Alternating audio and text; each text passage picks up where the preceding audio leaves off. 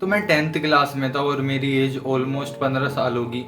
उस टाइम से मैं इनसिक्योर हो रहा था अपनी बॉडी को लेके, क्योंकि कोई भी मुझे काला बोल के चला जाता था, कोई भी मुझे सूखी लकड़ी बोल के चला जाता था। मैं सोचता था रीज़न क्या है, रीज़न क्या है जो लोग किसी को बहुत ज़्यादा अच्छा हायर हेलो इफेक्ट बोलते हैं ना, कि किसी को बहुत ज़्यादा अच्छा समझ रहे हैं, किसी को बहुत ज़्यादा बेकार समझ रहे हैं। रीज़न क्या है? अब रीज़न इसके दो आते हैं, एक कम्स टू स्ट्रेंथ, एक कम्स टू लुक्स। ठीक है, स्ट्रेंथ का सिंपल सा मतलब है कि तुम्हारे पास पावर कितनी है, तुम्हारा बैकग्राउंड कितना ज़्यादा मजबूत है, कि तुम्हारी बैक, कहते हैं ना दोस्तों में दिल्ली में, कि बैक कितनी ज़्यादा स्ट्रोंग है, कितने ज़्यादा लड़के बुला सकते हो तुम यारी दोस्ती में। तो पहली बात तो ना तो मेरा कोई अच्छा दोस्त था, तो फर्स्ट पावर वगैरह तो कट हो गई। सेकंड आता है लुक्स। लुक्स तो इसकी वजह से मेरे बिगड़ चुके थे, क्योंकि एक तो मेरे डाइट में बहुत ज़्यादा कार्ब्स थे, ऊपर से जब तुम्हें पता है ना, जब ग्रोथ वाली एज होती है तो एकदम से हाइट बूस्ट होती है, तो तुम्हारा जो फैट है, जो तुम्हारा मसल है, वो एकदम से लॉस होना शुरू होता है, तुम्हारी हाइट इंक्रीज होनी शुरू होती है। ये तुमने बच्चों में भी नोटिस करा होगा, बहुत सारे लोगों में नोटिस करा होगा। मे बी ये कमी न्यूट्रिशन की होती होगी, जो एकदम से आदमी पतला भी हो जाता है, वरना अगर न्यूट्रिशन पे ध्यान दे तो हाइट भी इंक्रीज होती रहेगी और वो पतला भी रहेगा, मतलब पतला नहीं रहेगा, मसल मास रहेगा उसके ऊपर। तो मेनली तो न्यूट्रिशन की भी दिक्कत होती होगी। तो आते हैं फिर से कहानी में। तो मैं, ना तो मेरे पास लुक्स थे, ना मेरे पास पावर थी। अब मुझे गैदर करना था कुछ। तो 11th में आते आते मैंने जिम ज्वाइन करना शुरू करा।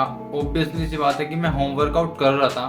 10th से मैंने होम वर्कआउट करना शुरू कर दिया था, हाफ 10th से, और मुझे नॉलेज हो गई थी काफ़ी सारी चीज़ों के बारे में। पुशअप लगाने मुझे काफ़ी ज़्यादा अच्छा हुआ था। मैं 300 सिटअप मारता था और 300 ही पुशअप लगाता था। पुलअप मुझे आते नहीं थे उस टाइम पे लगाने।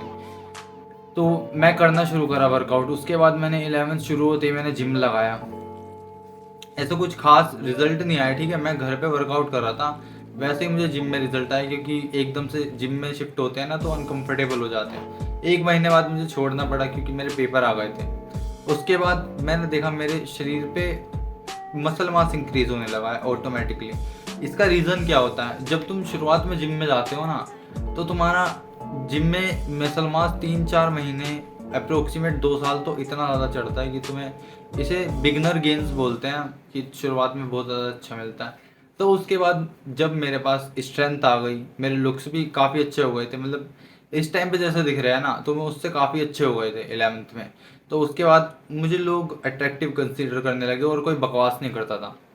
मेन रीज़न यही होता है, तुम्हारे साथ अगर बुली हो रही है ना, तो तुम्हारे पास दोनों चीज़ें नहीं है। अगर तुम्हारे पास लुक्स होता और स्ट्रेंथ होती, दोनों, मैंने बहुत सारे लोगों में देखा है उनकी बुली होती है, क्योंकि उनके पास मेन तो स्ट्रेंथ नहीं होती है। इसकी वजह से तुम्हारी बुली होती है। तुम्हारी आंखों में करेजियस पना नहीं रहता, कि सामने वाले को पीट भी सकते हो। अगर ये दिख जाता है सामने वाले को कि मस्कुलर है, ये मुझे उठा के फेंक सकता है, तो फिर तुम्हारे सामने कोई नहीं बोलता। ठीक है, तो मेन रीज़न ये होता है, तुम्हारी स्ट्रेंथ तुम्हारे पास होनी चाहिए ऑलमोस्ट। तुम लुक्स को अगर कट भी कर दो, वो फेमिनिन वे में आ गया। अगर तुम्हें गर्ल्स को अट्रैक्ट करना है तो तुम्हें लुक्स प्लस स्ट्रेंथ चाहिए। लेकिन अगर तुम्हें बॉयज़ में चाहिए ना अपनी पावर बहुत ज़्यादा चौड़ा बना, तो तुम बॉडी बना लो, बल्कि बल्कि बॉडी बना लो, तुम्हें कोई दिक्कत नहीं, तुम्हें कोई कुछ नहीं बोलेगा, तुम्हें कोई फालतू उंगल नहीं करेगा।